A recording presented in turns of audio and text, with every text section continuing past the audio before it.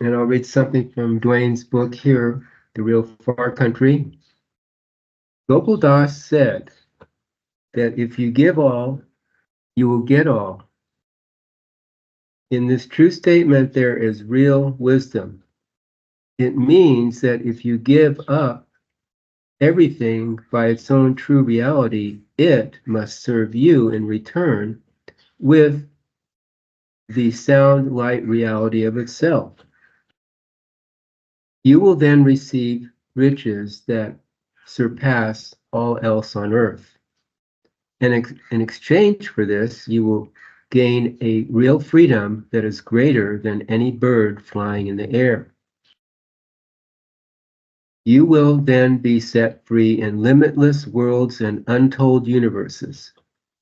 It is not that the All-Is wants anything you have, only for you to dedicate your intent and imagination with it.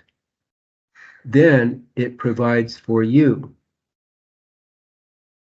For countless lifetimes, you have decided just the things of the mortal side of survival. The All-Is has no concern about the way in which you live on any level, except for you to be in accord with what it is. Again, nature and children exemplify a genuineness that is pure and simple, without infringing upon others, or ruining the natural course of things. You must learn to always be the real you with the great reality, and then you will be the greatest light with all of life. By listening to your real guidance, you will find that the Is will always keep you near, work for you, never let you make mistakes. It never lets you go, for it knows what is best and correct in every possible emergency. In no sense is your personal liberty ever circumscribed or limited, for you are freer than ever before. You suddenly have no fear of anything, especially the false ideas about the death of the physical body. You can now go where you wish and do what you like with the most perfect assurance, because you are being given the great insight to see how precious everything already is. By surrendering everything, you gain your real liberty. Here and now, your will exercised in the right direction is its will. This is the great secret of life and immortality. The many systems of the earth use this same idea, but their purpose is to bring people to their gods that appear to be benevolent, but have actually set a trap for the unaware souls. And so more lifetimes of the same unconscious situational drama will occur. There are two different actions of karma that are involved.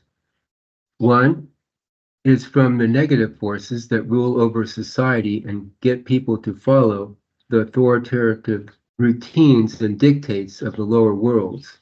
This is where karma holds sway over people's lives from age to age, lifetime to lifetime, without them being aware of it.